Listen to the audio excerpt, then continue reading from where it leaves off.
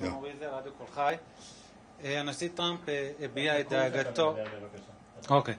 הנשיא טראמפ הביע את דאגתו בעקבות רצח צ'רלי קירק שם בארצות הברית מארגונים רדיקליים בשמאל שמלבים שנאה וחותרים תחת הדמוקרטיה.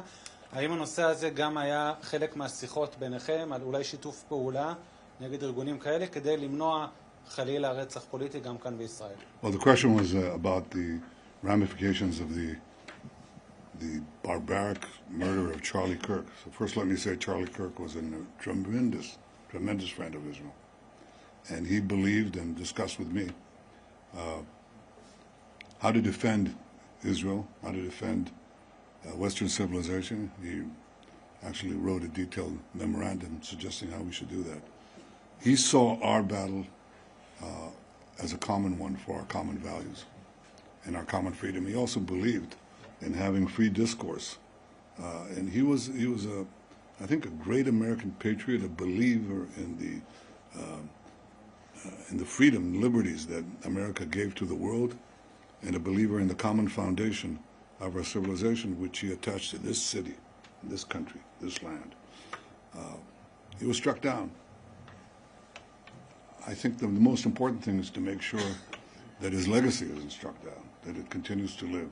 Now, you know, some people are irreplaceable. Charlie was 31 years old. My own brother was 30 years old when he fell in the rescue of hostages in Entebbe. And, you know, some of these people come once in a century. But it's their legacy that has to live on. So we're committed, I'm committed, and I know the President Trump is committed, and I'm sure that's true of Secretary of State Marco Rubio, to make sure that that legacy lives on. How to address the threats is what you're saying. How do you actually address the threats of the poisonous incitement of the people who don't believe in free speech, who believe in the imposition of their views on others, who speak of democracy but actually want to trample democracy into the dust? How to deal with that?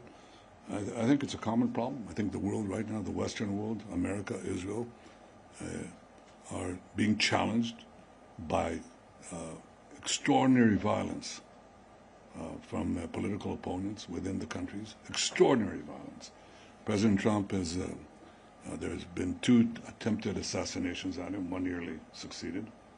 I've been targeted myself with death threats, which are pretty much daily. My family is targeted. And so are ministers and public figures. They're harassed. They're threatened in Israel and in America. And this is a challenge to our democracy. Democracy is supposed to be the nonviolent resolution of conflict within a society. Nonviolent resolution. The decisions are made not by bullets, but by ballots. And these people increasingly are more and more violent. And the more they speak of democracy, the more they threaten it. They basically say that the greatest danger to democracy is democracy. You're not going to have the rabble decide. I mean, these people who go to the polls, who are they? We're the enlightened ones. We're raised above that. That's the true democracy. The true democracy is to ensure that there is no democracy. And there's double talk. There's the use of words that mean entirely different things. And that certainly won't derail us, but I'm sure that we should take all the actions independently and jointly to protect our liberties, our way of life, our democracies. Well, a couple points on, I think it's horrifying to see any human being executed before the entire world because of the social media. It was a particularly difficult week this week in the White House and in Washington because Charlie Kirk wasn't just someone who supported the president. He wasn't just someone that we were aware of. He was a personal friend to a lot of people in that White House.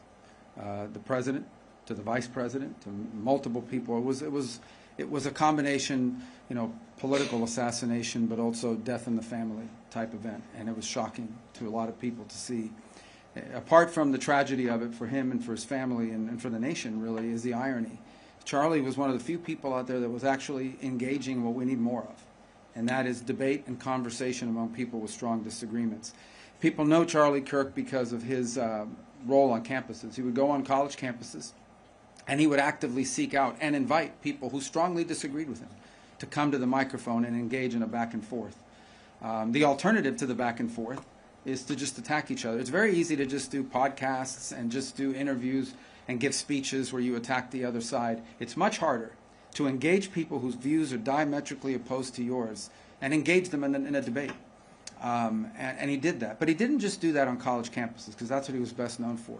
He did that online as well. Charlie was a frequent guest on the podcasts and on the shows of people who he did not agree with. And he had guests on his show that he did not agree with. He was actually a guest on Gavin Newsom's podcast and engaged in debate with the Young Turks, and as well as going around the world engaging in some of these lecture series with people from the other side. And I don't even say the other side of the aisle, other side of ideological divides, because sometimes it wasn't just partisan. And to see someone who was engaged in what we need more of assassinated in the process of doing exactly that, because that's where he was assassinated. He was assassinated in the middle of that kind of discourse. I think was an effort not simply to silence Charlie's voice, but I think is an effort to intimidate and silence that kind of effort in America, and I think for the world, to engage in that kind of discourse with people you disagree with. And once a society loses the ability of people with strong disagreements to engage in discourse, then the only option you're left with is either silence or violence, neither one of which is acceptable. Both are very destructive. Let's take from the foreign press. Thank you. Tom Bateman from BBC News. First of all, Mr. Secretary, you have very vocal anger from Arab countries, your Gulf allies, over the Israeli strike last week, accusing Israel of barbarism in their words. Isn't this a crisis now for American diplomacy?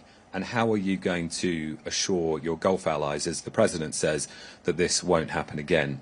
And Mr. Prime Minister, can you give us your assessment of whether last week's attack did actually kill any of the Hamas leadership in the building? And in Gaza City, with tower blocks being destroyed every day, dozens dead daily, are you simply using the civilian population of Gaza as a means to apply pressure on Hamas? Well, let me begin with a question you asked me, and that is, we have strong relationships with our Gulf allies. We work very closely with them on a number of things. We've been engaged with them. We've been engaged with them consistently before what happened and after what happened. And ultimately, the point we will make to everybody is that some fundamentals still remain that have to be addressed, irrespective of what has occurred. The reality of it is we still have 48 hostages. We still have a Hamas that is not only holding 48 hostages, they're holding Gaza hostage, and they're using civilians as human shields. There's still a dangerous element, and as long as they exist, as long as they're around, there will be no peace in this region, because they are not agents of peace, they are agents of barbarism. And it's still a fundamental fact that the people of Gaza deserve a better future, a future which is not possible until the hostages are all released and Hamas no longer exists. All these fundamentals still exist. They all still have to be addressed. And that's what we're going to remain focused on as we engage with our allies in the Gulf, is how can we continue to work together to address those three things, which we think are pillars.